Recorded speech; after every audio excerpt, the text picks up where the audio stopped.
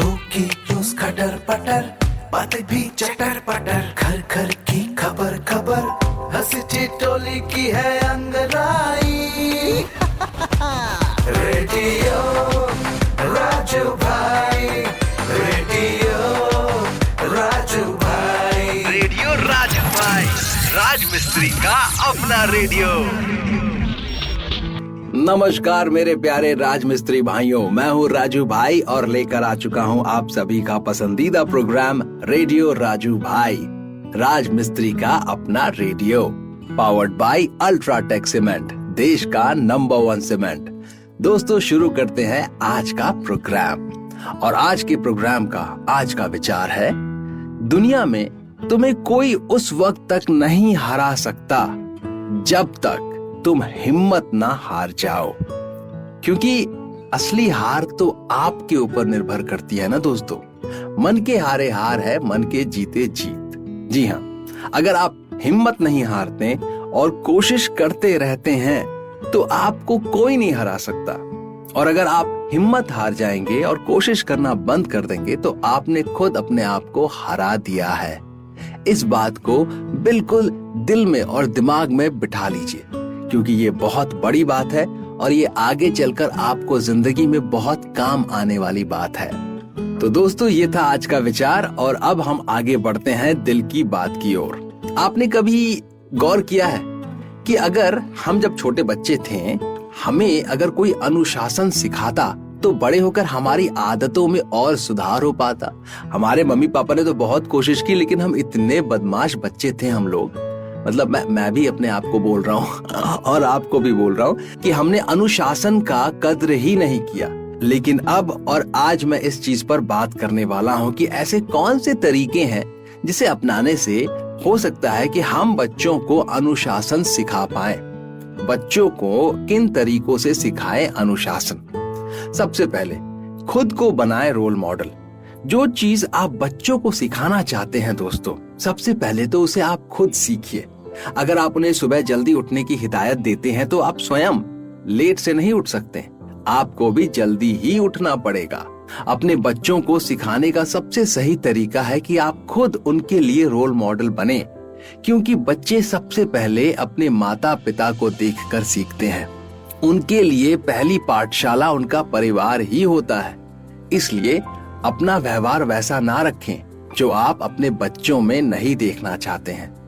आप अपने बच्चों को जैसा इमेजिन करते हैं, स्वयं आपको खुद वैसा होना होगा, तभी जाकर बच्चे आपकी बात को मानेंगे और आपसे सीखेंगे। नंबर 2, खेल खेल में सिखाएं अच्छी आदतें। बच्चों को अगर आप अपने बातों के माध्यम से कुछ सिखाने या समझाने की कोशिश करते हैं तो शायद ये बात उन्हें समझ ना आए, लेकिन अगर आप उन्हें खेल खेल में यह चीजें समझाते हैं तो ये बात उनके जीवन का हिस्सा बन जाती है।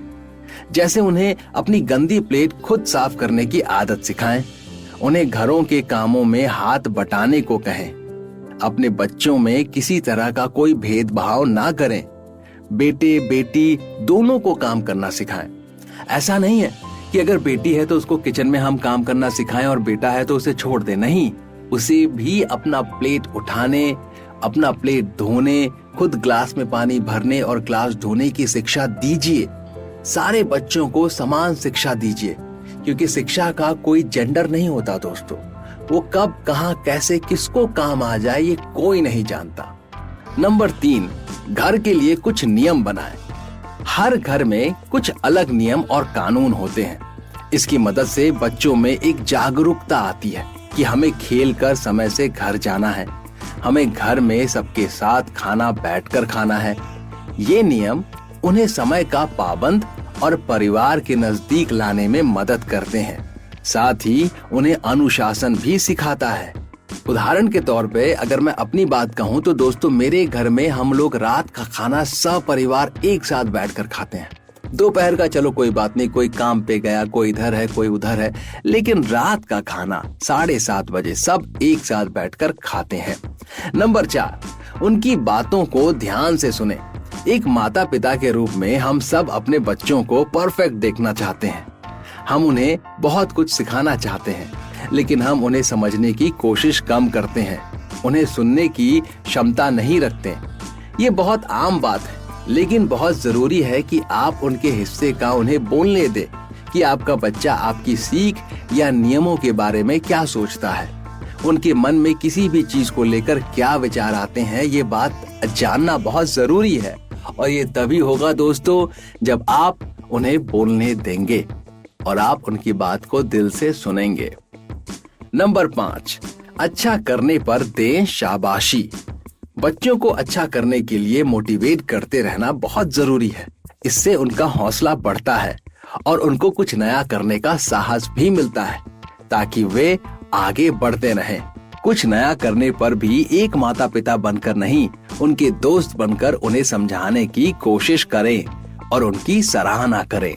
तो दोस्तों, ये 5 तरीके अगर आप अपनी निजी जिंदगी में अपनाते हैं अपने बच्चों के साथ, तो मैं गारंटी के साथ कहता हूं कि आपके रिश्तों में, आपके और आपके बच्चों के बीच जो आपका रिश्ता है वो तो सुधरेगा ही, साथ ही साथ उनमें अनुशासन भी आएगी।